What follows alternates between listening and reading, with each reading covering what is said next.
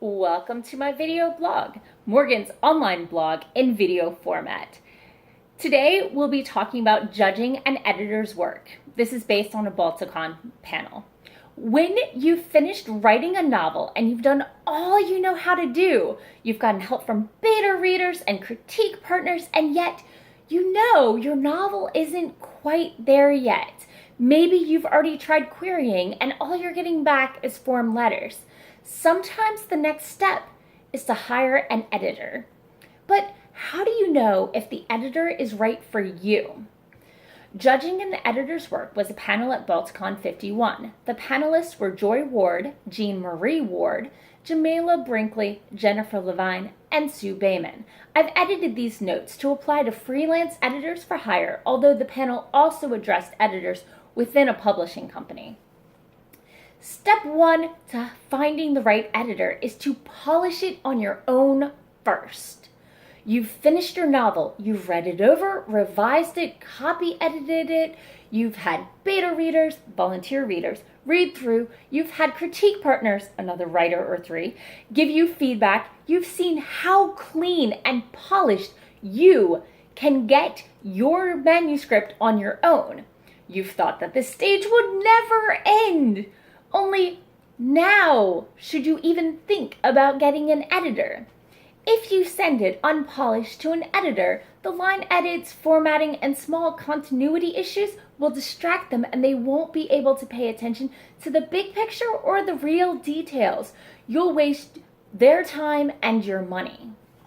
So now that you know you're ready for an editor, step two is finding an editor. How do you find the right one? So first, you've got to even find an editor to ask before you can even judge if they're right for you. So ask other authors for suggestions. You can follow authors online and see who they mention. You can check the dedication and acknowledgement pages in books similar to yours and see who they acknowledge as their editor. Sometimes they're private editors and sometimes it's an editor that freelances though, and you can use them. Also, I'm part of the Pitch Wars community, and many of the mentors are actually freelance editors.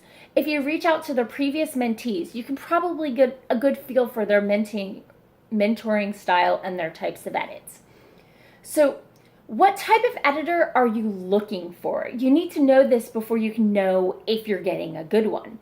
There are three main types of editors, as I've mentioned before. There's a copy editor who looks for writing mechanics. They look for continuity, internal and where necessary. They also check historical and scientific facts to make sure that your story follows reality. Two, the line editor. These people look for typos, spacing, and punctuation. Very often, copy editors also do line edits, but they're not the same thing. The third type of editor is a developmental editor. They look at the whole story and they're focused on writing as a craft, not just the mechanics. When you hire a developmental editor, you're looking for someone who can find scenes that don't support the theme. They're looking for plot holes, weak characterization, inconsistent voice, and poor pacing. These are all things that you really want to shore up and are harder to fix because it's not just one line here. So these are really good things to find. So how do you find that? You ask for a sample edit. Any professional editor should be willing to do a sample edit of your query or 3 to 5 pages, something like that. This gives you a good feel to see if you can work with them, if their time frame works with your schedule, if your voice works with their voice for your story, and if their editing style is too harsh or too soft for you. And also, it helps let the editor know if you're someone they can work with.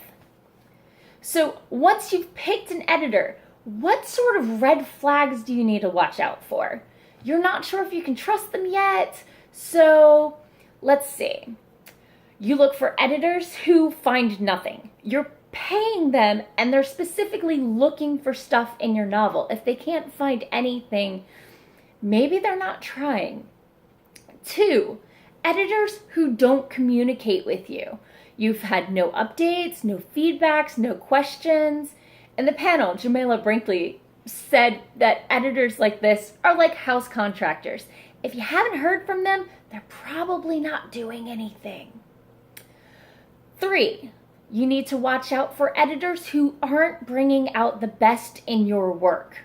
This one is so subjective, but so is so much of the writing industry. Are they fixing your words and your sentence structure, but somehow missing the vibrancy your character or your world has?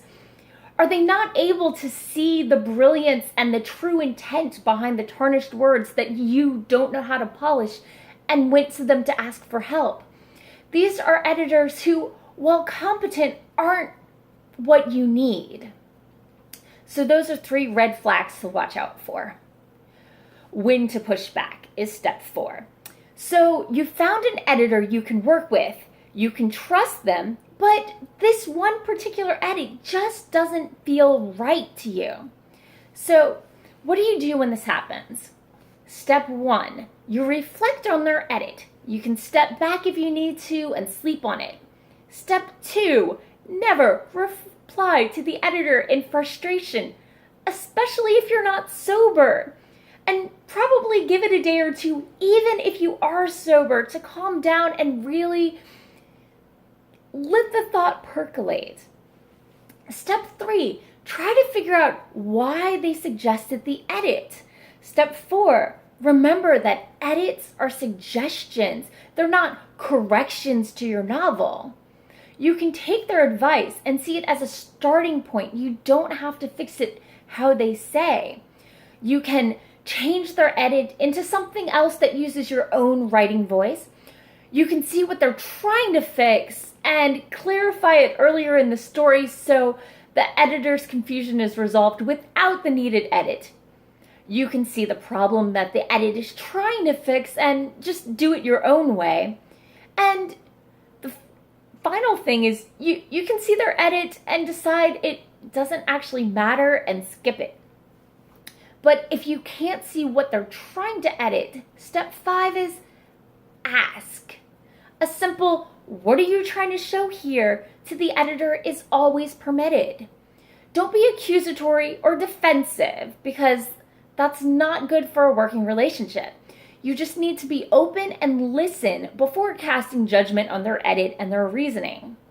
And step 6, just pick your battles. The editor had reasons for their edits. Don't decide that each edit is a negotiation point.